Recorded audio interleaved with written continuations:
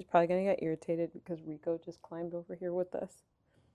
My God, I love my cats. Like, are you kidding me? I remember before getting my cat, I was watching hundreds of videos of people that kind of just showed this like dream life when it came to raising a cat, like super duper cuddly one that likes to go on walks on leashes and all kinds of cool stuff. And somebody that's dedicated to the animal field, I thought, oh, okay, like, yeah, if I get a cat, that's how my cat's gonna be. However, I had to learn very quickly that it takes some time, and it took kind of reshifting my mindset and approach in order for me to kind of get those traits out of my cat. Okay, so what does it take to raise a cat that defies all the stereotypes of what people say a cat can and can't do, or what people say cats are likely to be like? Here's like the big picture secret that I honestly like feel like if you take away one thing from this, it's your mindset and the characteristics of pretty much every living being, all creatures in life, is a combination between not just their genetics and their genes, but their environment as well. In other words, that kind of just means that how your animal is raised and like the conditions that they grew up in massively influence their characteristics. So I don't want people to say to themselves, oh, I have a cat, so they'll never be capable of learning how to sit, or oh, I have a dog, so they're not going to learn how to like just stay to themselves for some time throughout the day. Don't let like the type of breed that they're known to be 100% influence what you think is possible for your animal. I just think it helps to give you guidelines on the way that they interact with certain things in life. It's almost like how I feel about the difference between like neurodivergent people and neurotypical people. Both types of people are capable of doing all things in the world. It's just their approaches will be different because they process information differently. And then not only that though, I really think that the environments that they raised in are also super duper important, because that affects, if your baby happens not to be spayed or neutered and they happen to have children, the experiences that they had while being raised in your environment will also potentially affect the genetics of their babies. And yeah, you see where I'm going about how environment can have a huge impact. Thankfully, I applied a few simple habits to the way that I raised my cat so that she adored me. I think tip number one, it's gonna seem so stupid. With that in mind, the first tip is learning to listen to and read your animal's body language. Like, I feel like that can be taken for granted in so many ways, but just like a human, every human is different, and with this person, it's okay to joke like this, and with this person, not so much. Like the way that you temperature check people, temperature check your animals. Don't always just assume you're my animal, you're here, I'm gonna pet you. I still very much respect that girl's boundaries, especially when it comes to how she feels when she smells another random cat in the space or in the area. She's the sweetest little happy cuddle bug all the time, but if another random cat is involved, she's pissed. She's angry, so she's looking at me, hissing at me like, girl, why would you do that? Get out of my face. And so I learned to just respect her because she does not hiss at me or any other person under any other conditions. She is extremely, extremely kind. Now, I plan on being on the vet path and I plan on saving lots of animals. So I can't have my baby being so angry with others. And of course, if it got to a point where she's so distressed around the idea of being around other animals that it's causing more harm to her, then I would definitely make sure that like I'm prioritizing 100% just her health at that point. But I've raised Mochi since she was a kitten, and so I know that she hasn't had any like traumatic experiences with other cats or other animals. So I knew that it was just something that had to be a learning curve after some point, and now she's thriving times. It's still not perfect. She still hates the smell of new cats, but the ones that she's started to get used to and integrate, she's cool with. She's already at the point where she's met like 4 different cats, got cool with them after hating them for like the first 2-3 weeks. So yeah, that being said, learn your animal's behavior and body language. So after you're able to kind of like observe the way your cat responds to certain things, what happens when you touch them here, what happens when you do this, what happens when you do that, it really, really helps to not kind of teach or train certain unwanted behaviors. Like if you don't know your cat doesn't like being picked up, if after they do something you enjoy, you pick them up, you could be teaching them, if I listen to you and I do this thing, then you're just not going to listen to me and do what I want, and you're going to make me overstimulated. So I'm going to keep doing what I want. Like, that's kind of the relationship I feel like you're building. Okay, moving on to tip number 2, which I think is one of the funniest ones, is like showing interest in your cat's interests. Like, I want to know like what my cat sees when she's looking out the window and she's observing some things. That, like, it made a world of a difference for me and my cat. So I literally like see my cat perched up on her little place, and I'll sit my head next to her, and maybe for like a minute or 2 minutes, I'll just like look out the window with her and be like, oh, what's that? Or, ooh, is that something you like? Show her that like I can work with you to get you something that you're interested in or want. This comes super duper useful when like a fly comes into our house or something like that. And because I started this habit of looking out the window with her and being like, ooh, what's that?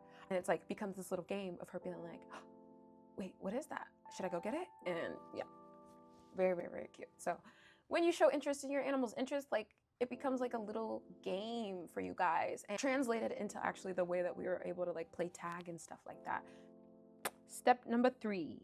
Ooh, okay, using the same vocabulary for their favorite things. Like I use the word treat, play, want, no, show me is my favorite one. That goes into showing interest in her interest. I would say show me. Oh, dinner time is a big one. Breakfast time, like everything that they love and they're obsessed with, it's like I have a trigger word for, I guess. And if you use a word that's natural for your vocabulary, it makes it really, really easy to get your animal to associate that. And then not only that, but it feels like when your animal have an understanding of your system in your life. Like it's like creating your own language, because it's like super duper duper duper broken down. Like even like time. Oh yeah, like my cats have a concept of time. Rico is still learning, but Mochi knows like 5 minutes is the longest time frame she'll have to wait for something. 4 minutes, it's like, okay, time is starting to move. I say 3 minutes, she's like, ooh, okay, like that's like a 30-minute time frame for her. And then 2 minutes, it's like the anticipation period. And then 1 minute, it's like, okay, I'm about to eat, like I need to prep. She has a concept of time in that sense. So next one, positive reinforcement. This goes into one of those things that I don't know if the science is fully caught up yet. I also don't read every single article that comes out every single day, so I have no clue. However, I don't see much about whether or not positive reinforcement is the only way to teach them. I just learned from trainers that it's the most effective way. And also, like, just in general, I plan to be one of those parents that like don't have to whoop their kids in order for them to learn a lesson. I want to be a gentle parent, and part of gentle parenting is positive reinforcement. And animals are super duper sensitive to the types of trauma that they can connect in their brains. And so, yeah, I kind of want to limit that with my cat. And the best way to do that is positive reinforcement or positive redirection.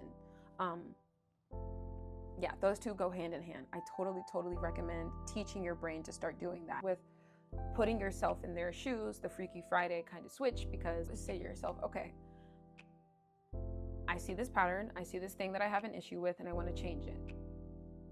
In the moment, you could try to give yourself instant satisfaction of yelling at them, but it's not the best way. I can be honest and say I'm not perfect. I have yelled at my animal before because I turn around and my entire rice bag is on the kitchen floor. I've definitely been like, Mochi, like, why would you do that? Like, and honestly, looking back at it and thinking about my relationship with her moving forward, that never aided in any of the positive things that I got from my relationship with her, and it never aided in her learning not to do it. What did aid in her learning not to do it is finding a feeding system that worked better for her, and also just like it didn't hurt to keep things in glass for a while. It's healthier, it's better for you. I'm trying to transition on that, so it ended up being a win-win for both my cat and I. So positive redirection, positive reinforcement. Yeah, Rico, our son, he has always showed this trait of like chewing. Like if I stick my finger on his cheek, he'll kind of like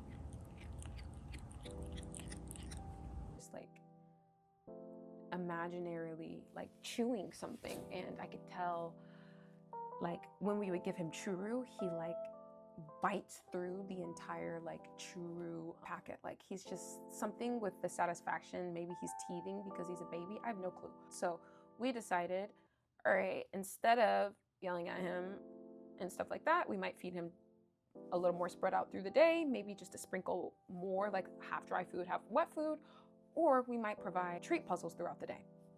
These are all examples of like positive reinforcement, positive redirection, because I can totally imagine we're not going to have those problems anymore when I give those resources to him. And then I also saw when I had those struggles with Mochi, I, was more intentional about my playtime with her, when I was more intentional about the kinds of foods that I was, like the way that she seemed like she felt after eating.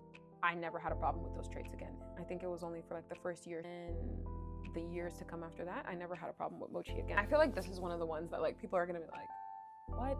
That doesn't really make any sense. And honestly, like not everybody will be 100% able to do this. However, I just want to tell people this because I see it made the difference, like 100% the difference for my cats. I'm gonna go ahead and get them each and show you the difference that doing this every single time I got the chance to affected how cuddly my cats were. And they love it. And this is the next tip: morning, evening, and night kisses. I mean it, much as you can. Like rub them, tell them that you love them, give them lots and lots and lots of kisses. I think it's the cutest thing in the world to just like give your cat like a little, be like, and then give you a little kiss, like, ah, it's so cute. But they know what it sounds like that little. It's the most random tip, and you probably don't need to do it, but I do know that like it aided in like just these cuddly, lovey cats. Like they love kisses. Like, it's just so cute seeing how much they love kisses. Yeah, I recommend if you could try this with your cat, do it. If your cat shows that like its ears are going back, it's getting angry, it's hissing at you when you kiss it, maybe you might want to avoid it, or maybe you might want to try the kissing when like you're giving them treats and stuff like that. See how they respond then, and then realize, oh, okay, like you want to try to only do it in times where they're showing like enjoyment around it. Yeah, I don't even know what number I'm at anymore. Okay, another tip that kind of goes hand in hand with that is like kitty massages. I told my boyfriend to do this every morning with Rico because he started to notice signs that like he was getting more attached to me at times than my boyfriend, and we really want Rico to be attached to my boyfriend because Mochi's kind of more attached to me because I raised her. So I told him to start doing these kitty massages, kind of like the kisses. It's not perfect for every animal, and I don't know if your animal's gonna like it. However, I tried it once on my cat, and then I realized like if cats like being rubbed, I can only imagine how much they like a massage. And so I started doing these kitty massages, and my goodness, it's like the best way to start the day for them. And so what I kind of do is I will rub their head, like I'll lay them on their back. This will help also when you're like trying to get your cat prepared for nail clippings. All of this like rubbing and like all over and like switching their positions definitely helps. So I'll sit in a position like this, close my legs, lay the cat down in my lap, and hold their head with my hands and just kind of start with rubbing under their chin and their head. And once you see the body language of them purring, their eyes closing, they're looking up and around, not too much like wide-eyed, but like eyes closed. You can tell they're starting to melt and starting to fall asleep. Then that's when I start rubbing kind of their shoulder region, down their neck, towards their shoulders, and then slide my hands under their, I guess like kitty armpits. Slide your hands under their little kitty armpits, and their arms go back, and then they go from just regular paws to this kind of stretched out paw mode, and it's so cute. But yeah, and then when I see that one big stretch from the front, then sometimes I'll try to move down the belly and then touch their feet a little bit, and maybe even try to stretch their legs. But the legs are kind of harder. The back legs are a lot harder to try to approach when you're massaging, so I wouldn't even try that. Where I'm at now, like I think it's a pretty good base for you to like apply some things, do it consistently, and start to get some like at least somewhat cuddly traits out of your cat. However, I think I have like 2 more that can be super duper useful. I think that they're going to be more helpful so that like you don't have to be concerned about your animal with others. I didn't want my cat to be cuddly for me. I wanted my cat to be a sweet and generous cat in general. I wanted them to have a particular love for me. But I also want them to show that a sliver of that love to everybody else in the world. And so if you have the fortunate circumstance where your baby is still a baby and you get to raise them from kitten up, I totally suggest having people come over often and get your cat used to the idea of all these things that it thinks are unsafe and feeling sense of security with that. So like maybe somebody might come over, a door might close and it might be loud, and that means that you're gonna get some love and affection. Like I want to start changing their mindset with the things that they associated with like loud or like crowded spaces or lots of animals, like things like that. You want to start changing their brain from anxious attachments to them to positive attachments to them. But you do need them to be aware of all the things that you're working on. Practicing for yourself, practice with other people, practice with people that are coming over often. Like we would have our friends come over all the time whenever we have any of these cats around. Mochi was raised in college dorms, so she like definitely had people coming in and visit all the time. And yeah, every interaction they've had with people had been just super beneficial. People just cuddle them, people just play with them, and yeah, and people respect their boundaries. I feel like I went over as much as I can. You'd be really surprised about how simple some shifts in your mindset or some shifts in your behavior can have. The biggest thing is consistency, and reading body language will be like your biggest factors that play into how long it takes for baby to be the way that they are. You do some of these things 3-4 times a day, might be more likely to start to see some of the effects of doing that a lot sooner. But I hope that this video was useful. And if it was, please consider following and subscribing and liking this video, because I have a lot more to talk about from what I've learned about Mochi and Rico, what I've learned working the various jobs in the animal field that I've worked, and also what it's like just being young, Black, and somebody that's about something in this crazy world, and the journey that I'm taking to get there. Thank you. Rico and I are signing out. Say bye.